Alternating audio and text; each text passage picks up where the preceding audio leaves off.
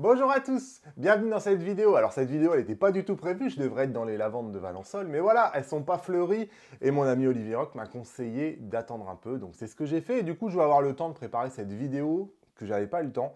Donc en ce moment, avec le salon du Bourget, vous êtes visiblement nombreux à avoir envie de vous exercer à la photo d'avion. Et la photo d'avion, c'est pas quelque chose qui est facile. Alors moi ici, je vais principalement parler de la patrouille de France parce que c'est ce que j'ai l'habitude de photographier au fil du temps. Mais enfin, globalement, toutes les paramètres, toutes les configurations que je vais vous donner là, elles s'appliquent à n'importe quelle photo d'avion. La photo d'avion, c'est pas quelque chose qui est facile en photo parce que, il y a un gros problème artistique. C'est-à-dire que, artistiquement parlant, les photos d'avion, c'est difficile de leur donner un réel intérêt. Alors peut-être que ça évoque des émotions particulières en vous, c'est possible, mais enfin artistiquement en général c'est un avion avec un ciel bleu. Et si le mouvement est complètement figé, il n'y a même pas la retranscription du mouvement. Bref, c'est très difficile de véhiculer des émotions avec une photo d'avion. Les belles photos d'avion, elles sont en général faites au-dessus des nuages. Ça évoque déjà le fait de hauteur. Là, vraiment sur un ciel bleu, c'est pas toujours facile. Donc, ici, on va commencer par les réglages de votre appareil photo. Alors ici, je vais parler de Fuji, mais si vous avez un appareil photo d'une autre marque, c'est exactement la même chose. Donc, en termes du triangle d'exposition, moi je me mets en priorité vitesse. C'est-à-dire priorité vitesse, c'est-à-dire que je vais régler ma vitesse. Ma vitesse, elle va osciller sur une moyenne de 1/2 millième de seconde. Je vais l'ajuster plus ou moins selon si j'ai zoomé beaucoup ou pas beaucoup. Mais enfin, 1/2 millième de seconde, c'est une vitesse moyenne qui me paraît suffisante pour figer la majorité des mouvements. Vous pouvez aller à 1 millième, faites des tests, 1 millième, ça peut suffire. Faites des tests, ça dépend un peu de votre appareil photo et de votre focale. 1 4 millième, si vraiment ça va vite, c'est aussi quelque chose que je vais utiliser parce que le problème des photos d'avion, c'est qu'en général, ça ne se reproduit pas. Donc, il faut vraiment assurer le coup parce que vous n'avez pas de deuxième chance. Donc, à partir du moment où je suis en priorité vitesse, je laisse l'ouverture à mon appareil photo et l'ouverture est généralement ouverte au maximum, ce qui me convient, hein. Si vous voulez vraiment gagner en piqué, vous pouvez vous mettre en mode manuel et essayer d'ouvrir d'un stop, mais il faut vraiment disposer de beaucoup de luminosité parce que sinon, vous allez monter dans les ISO et vous allez diminuer encore plus la qualité de votre photo.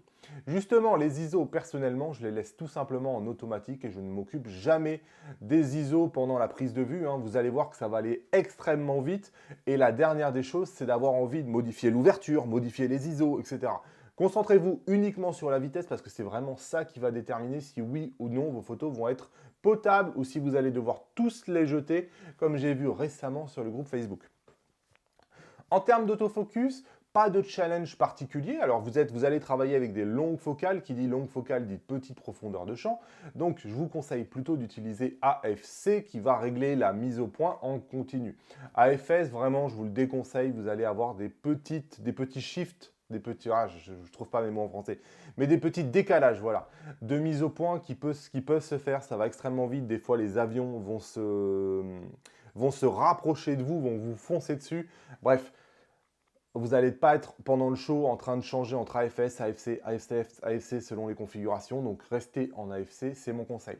La question qui se pose ensuite, c'est d'utiliser ou non le mode de suivi que propose votre appareil photo. La plupart des appareils photo ont, selon moi, un mode de suivi qui est insuffisant pour suivre la patrouille de France. La patrouille de France, c'est des avions qui se ressemblent. L'appareil photo va avoir tendance à les confondre. Bref, en général, j'utilise personnellement pas le mode de suivi, je me contente de la plus petite des zones. Je ne reste pas en collimateur unique, je me mets bien en zone, mais je me mets sur la plus petite des zones et généralement c'est largement suffisant pour faire la mise au point. J'ai pas eu de difficultés particulières au fil des années à le faire, hein. Clairement, même sur un XT1 de toute première génération, on peut faire des belles photos de patrouille de France, ça posait strictement aucun problème. Toutes les photos que je vais vous montrer là sont prises sur un XT2, donc qui est l'ancienne génération des Fujifilm, et je ne trouvais pas l'autofocus particulièrement difficile. Pour le reste, il y a le choix de l'objectif. La focale que je vous conseille pour faire des photographies comme ça de patrouille de France, ça va être une focale qui est aux alentours de l'équivalent 200 mm plein format.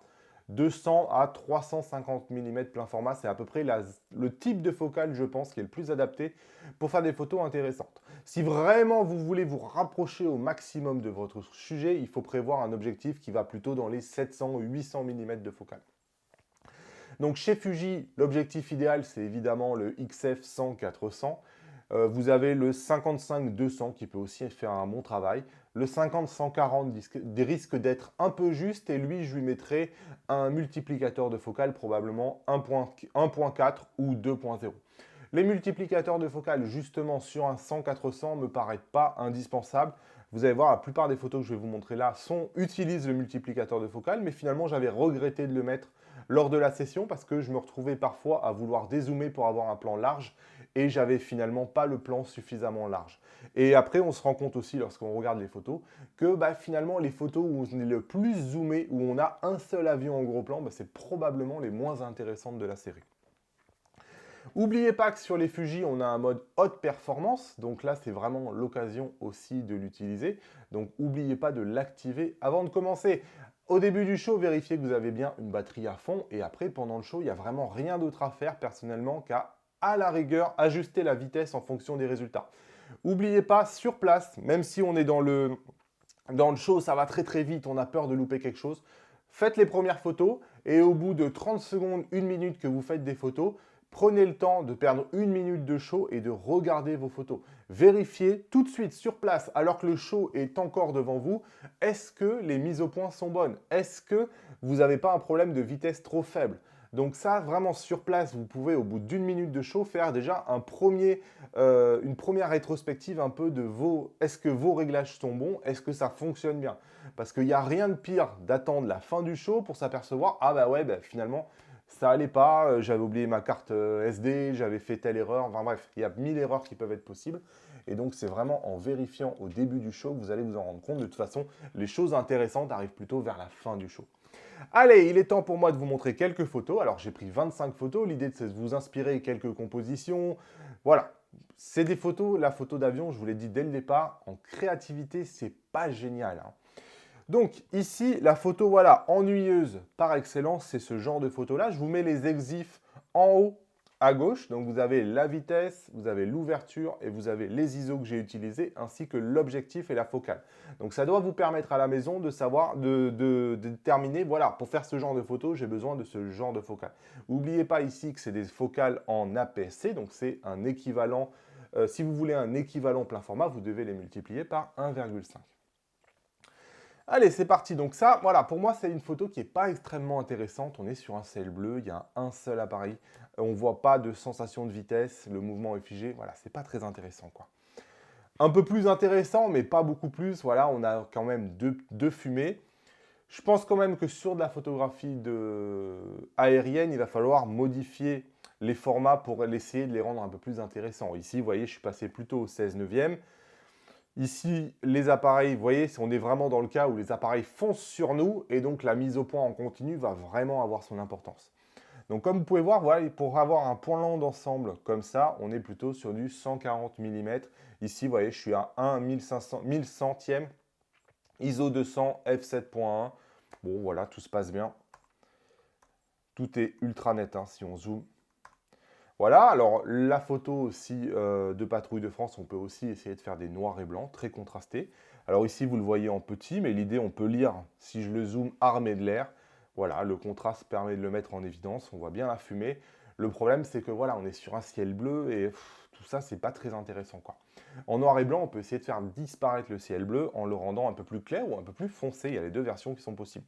Voilà, encore une fois, ce ciel bleu qui, personnellement, j'affectionne pas plus que ça. Alors ici, en plus, on peut voir que le soleil est sur la face supérieure de l'appareil, donc tous les appareils sont dans l'ombre.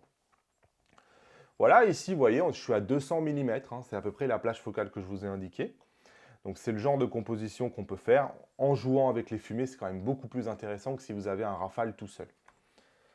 Voilà, donc 140 mm, vous voyez, il n'y a pas besoin d'une focale. Il y en a certains qui me disent, ouais, il me faut un 600 mm minimum. Non, non, regardez, à 140 mm. Alors je ne sais pas, je ne me rappelle plus trop si c'était croppé, si c'était recadré ou non. Oui, c'est un peu recadré, on peut le voir ici. J'ai gardé que la partie intéressante. Voilà. Alors, on va passer un peu plus vite. Voilà, donc ça, c'est vraiment les photos, je pense qu'il ne faut pas louper. C'est les photos où il y a vraiment des croisements, les fumées s'entremêlent. Voilà, c'est les photos les plus intéressantes à faire sur ce genre de show. On continue. Alors voilà, si vous voulez vraiment zoomer, on peut zoomer. Alors là, Lightroom a du mal à faire le rendu, voilà. Donc là, je suis zoomé à 452 mm, donc ça doit être un équivalent 650 mm, si je calcule à peu près bien. Voilà, à 650 mm, on arrive à avoir un appareil photo en gros plan, on voit nettement le pilote. Vraiment, on peut lire quasiment toutes les inscriptions qui sont sur l'appareil photo. Interdit de marcher à l'arrière, bref, tout est visible. Mais c'est pour moi pas la photo la plus intéressante. Je préfère vraiment les photos en plan large. Et donc, voilà, il ne faut pas être frustré. Enfin, en tout cas, c'est mon avis si vous n'avez pas une longue focale. Alors, le cœur, c'est pareil. Le cœur, on essaye toujours de le photographier, mais c'est vraiment pas évident à photographier. Voilà. Alors, ici, des photos encore en gros plan quand ils ont la tête en bas. Hop, ici, quand ils se croisent. Tout seul. En formation. Notez ici le format panneau, enfin c'est pas vraiment un panorama, c'est un format personnalisé pour essayer de donner un peu plus d'intérêt à la photo parce qu'on a beaucoup de bleu et c'est pas très intéressant. Voilà, donc là des formats en oblique. Hop, quand ils vous foncent dessus comme ça, alors Lightroom a du mal à faire le rendu, vous allez voir que ça va aller très vite, donc n'hésitez pas à cadrer plus large même que serré et à recadrer ensuite sur vos photos. Moi ici c'est une photo où j'aurais bien aimé avoir la fin de la fumée rouge ici. Mais malheureusement, on ne sait pas quand est-ce qu'ils vont partir. C'est facile à dire quand on regarde les photos, mais vous allez voir que ça va quand même assez vite. On ne connaît pas le programme à l'avance, on ne sait pas quelle figure ils vont faire. Il faut vraiment être réactif. Vous voyez ici, pour faire ça, 250 mm environ. Voilà, alors si vous zoomez, là je crois que je devais être au maximum du maximum de mon niveau de zoom. On peut avoir ce genre de photo. Donc là, c'est sûr que vous pouvez voir les pilotes. 560 mm, on doit être pas loin de 560. 250, ça doit faire du 800 ou du 900 mm. Vous voyez, on continue. Voilà, alors là, une version couleur et une version noir et blanc. Juste pour vous dire, pensez aussi à la version noir et blanc. Ça peut parfois avoir de l'intérêt. Voilà, quand il s'éclate comme ça, mais là, c'est pareil, il faut vraiment le voir venir et être prêt. Là, en l'occurrence, j'étais pas prêt. Et voilà, c'était la dernière photo. Donc, le calendrier de la Patrouille de France, il est disponible sur leur site internet. S'il passe dans votre coin, ça peut être l'occasion de faire des photos inédites et de vous exercer un peu à ce genre d'exercice. Finalement, pour moi, le plus difficile avec ce genre de photos, c'est d'arriver à avoir une photo qui est suffisamment intéressante pour dire, par exemple, celle-là, je la trouve suffisamment intéressante. Pour dire, oui, là, il y a quelque chose d'intéressant. Parce que sinon, pour finir avec une photo comme ça, franchement, c'est pas très intéressant. Allez, comme d'habitude, vous pouvez même lâcher les pouces levés vers le haut. En complément de cette vidéo, si vous débarquez chez Fuji, vous avez le guide de démarrage du fugiste débutant avec les 12 conseils qui sont juste ici. Et dites-moi en commentaire, est-ce que vous vous êtes déjà essayé avec la photo aérienne et quels sont vos conseils à vous? Allez, à bientôt.